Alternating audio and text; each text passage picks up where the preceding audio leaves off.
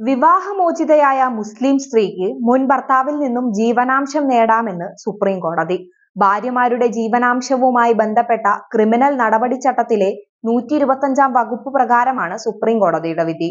വിവാഹമോചനത്തിന് ശേഷം ഭാര്യയ്ക്ക് ജീവനാംശം നൽകാനുള്ള നിർദ്ദേശത്തെ ചോദ്യം ചെയ്ത് ഒരു മുസ്ലിം യുവാവ് സമർപ്പിച്ച ഹർജി പരിഗണിച്ചുകൊണ്ടായിരുന്നു കോടതിയുടെ വിധി.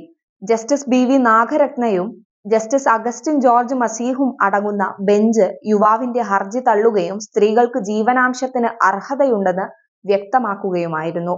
വിവാഹിതരായ സ്ത്രീകൾക്ക് മാത്രമല്ല എല്ലാ സ്ത്രീകൾക്കും സെക്ഷൻ 125 ബാധകമാകുമെന്ന പ്രധാന നിഗമനത്തോടെയാണ് ഞങ്ങൾ ഈ ഹർജി തള്ളുന്നത് എന്നാണ് വിധി പുറപ്പെടുവിച്ചുകൊണ്ട് ജസ്റ്റിസ് നാഗരത്ന പറഞ്ഞത്. ജീവനാംശം തേടുന്നതിനുള്ള നിയമം മതം നോക്കാതെ വിവാഹിതരായ എല്ലാ സ്ത്രീകൾക്കും ബാധകമാണെന്ന് ബെഞ്ച് വ്യക്തമാക്കി. സെക്ഷൻ 125 വിശാലമായി പറയുന്നത് മതിയായ സാഹചര്യങ്ങളുള്ള ഒരു വ്യക്തി അവരുടെ ഭാര്യയ്ക്കോ മക്കൾക്കോ മാതാപിതാക്കൾക്കോ ജീവനാംശം നൽകേണ്ടതാണെന്നാണ്. ജീവനാംശം നൽകുന്നത് ജീവകാരുണ്യത്തിന്റെ കാര്യമല്ലെന്നും വിവാഹിതരായ സ്ത്രീകളുടെ മൗലികാവകാശമാണെന്നും കോടതി പറഞ്ഞു. ഈ അവകാശം മതപരമായ അതിർവരമ്പുകൾ മറികടക്കുന്നു. വിവാഹിതരായ എല്ലാ സ്ത്രീകൾക്കും ലിംഗസമത്വത്തിന്റെയും സാമ്പത്തിക സുരക്ഷയുടെയും അടിസ്ഥാനത്തിലാണ് ജീവനാംശത്തിന്റെ അവകാശം നിലകൊള്ളുന്നതെന്നും കോടതി വിധിയിൽ പറയുന്നുണ്ട്.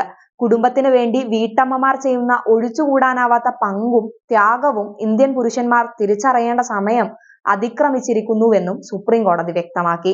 വിവാഹമോചിതയായ ഭാര്യയ്ക്ക് പ്രതിമാസം 20,000 രൂപ നൽകണമെന്ന് കുടുംബ കോടതി നിർദ്ദേശിച്ച മുഹമ്മദ് അബ്ദുൾ സമദ് എന്ന വ്യക്തിയാണ് സുപ്രീം കോടതിയെ സമീപിച്ചത്. തുക 10,000 രൂപയായി തെലങ്കാന ഹൈക്കോടതി കുറച്ചെങ്കിലും പൂർണ്ണമായും ഒഴിവാക്കി കിട്ടണമെന്നാവശ്യപ്പെട്ട് അദ്ദേഹം സുപ്രീം കോടതിയെ സമീപിക്കുകയായിരുന്നു.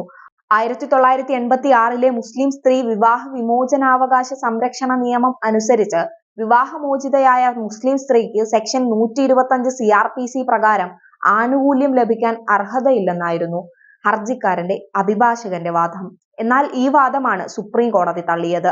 1985 ഷാബാനു കേസിലും 125 വകുപ്പ് മതം നോക്കാതെ എല്ലാവർക്കും ബാധകമാണെന്ന് സുപ്രീം കോടതി വിധിച്ചിരുന്നു. എന്നാൽ 1986 മുസ്ലിം സ്ത്രീ നിയമം പഴയ നിയമത്തിൽ ചില തിരുത്തലുകൾ വരുത്തിയിരുന്നു.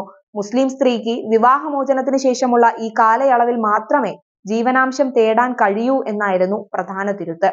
2001 സുപ്രീം കോടതി 1986 നിയമത്തിന്റെ ഭരണഘടനാ സാധുത ശരിവച്ചു. എന്നാൽ വിവാഹമോചിതയായ ഭാര്യയ്ക്ക് ജീവനാംശം നൽകാനുള്ള പുരുഷന്റെ ബാധ്യത അവൾ പുനർവിവാഹം കഴിക്കുന്നതുവരെയോ അല്ലെങ്കിൽ സ്വയം ജീവിക്കാനുള്ള ശേഷി തേടുന്നതുവരെയോ നീണ്ടു നിൽക്കാമെന്നും വിധിച്ചു. ഇന്നത്തെ ഉത്തരവ് വിവാഹമോചിതയായ ഒരു സ്ത്രീയുടെ മതം പരിഗണിക്കാതെ CRPC പ്രകാരം ജീവനാംശം തേടാനുള്ള ഉത്തരവ് കൂടുതൽ വ്യക്തമാക്കുന്നുണ്ട്.